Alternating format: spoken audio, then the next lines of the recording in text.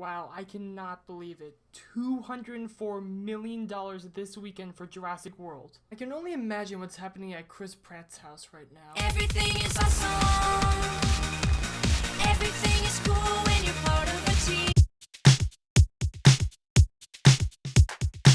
Jurassic World is directed by Colin Trevorrow and stars Chris Pratt and Bryce Dallas Howard, and this time, the park is open. John Hammond's dream has now been realized. But we now live in a society where dinosaurs just don't cut it anymore, so they decide to up the wow factor by making a genetic hybrid dinosaur. And shockingly, the dinosaur gets out. The society in Jurassic World is pretty much like the wolf pack in the Hangover films or Liam Neeson in the Taken movies. We just never learn. Now, Colin Trevorrow also directed Safety Not Guaranteed, a small indie flick I highly recommend you check out. It's heartwarming, it's quirky, it's fun, and it's a very impressive directorial debut. And now I'm very glad to say that Colin Trevorrow is now 2 for 2 because I had a lot of fun with Jurassic World. This is one of the most entertaining movies I've seen so far this year. It captured the magic of the first Jurassic Park that the 2 sequels really didn't, and I think that's because it didn't have William H. Macy and Tia Leone screaming on an island for an hour and a half. And it all starts with the fact that Chris Pratt is such a likable character. My one concern with this movie is that I thought Chris Pratt was just gonna play Star-Lord again, but he doesn't. He's a serious character that's very intelligent, and he's a badass. He's the type of character you need in a Jurassic Park movie, and Chris Pratt brings his Chris Pratt charm as always. Now, at times this movie could be a little heavy on its social commentary, but the commentary is still a good storyline nonetheless. The film had a lot to say about the fact that in our society, we always just want more and more and more, and I thought the film portrayed that very well. It was cringeworthy to see that these marvels of nature are now being used in petting zoos and like whales at SeaWorld. And so in that, Jurassic World becomes more intelligent than the average blockbuster, and I really appreciate that. But let's talk about the main stars of the show, the dinosaurs.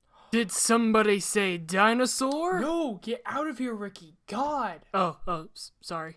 So moving on from whatever that was, I absolutely love the Indominus Rex in this movie. The way they built up the Indominus Rex and the things it does to show just how smart it is so terrifying to me. It gives you the scare, the thrills, and the tension that you need in a Jurassic Park movie. And lastly, I want to talk about Jake Johnson. When you first meet him, I was scared that he was going to be too annoying and he was just going to be the obvious comic relief of the movie. But his character is actually really funny and enjoyable, and Johnson has really good comedic chops that really makes the movie more fun. And now it's time to talk about the negatives. This isn't the best script in the world. There's a lot of bad dialogue and forced humor. And I have no problem with cheesy dialogue in this movie, but it just felt like a little too much. And there were a lot of times that I was laughing in this movie, but there were also a lot of times where they were really reaching for comedy. They just went a little too heavy on the humor. Now, I was a big fan of the characters of Chris Pratt and Jake Johnson, but all the other characters in this movie,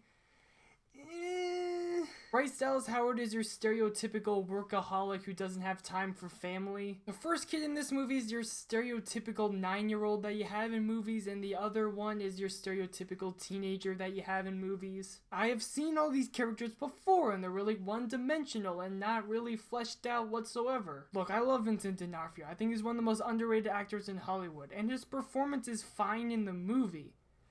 But his character. You could have taken Vincent D'Onofrio's character out of the movie and nothing would have changed whatsoever. I promise you that. It just felt like an unnecessary character that was just there to fill out the movie. And lastly, I had some issues with the third act of this movie. Everything felt really repetitive by the time you get to the last act of the movie. I really felt the fatigue. I won't say I got bored, but things just got a little less enjoyable for me because of how repetitive things were getting. And second, the climax of the film just did not work for me. The way the Indominus Rex is taken out is really weak in my opinion. But overall, I love Jurassic World. It's a lot of fun with good thrills and good tension. You also got a likable lead, a good villain, good visuals, and a fantastic score by Michael Giacchino. But the film is crippled by a bad script, hollow characters, the repetitiveness at the end of the movie, and just a disappointing third act. But let me just say again, I absolutely loved Jurassic World. 3.75 out of 5 reels. And guys, just 2 things of house cleaning I want to get out of the way. Number 1, the other film that opened last Friday along with Jurassic World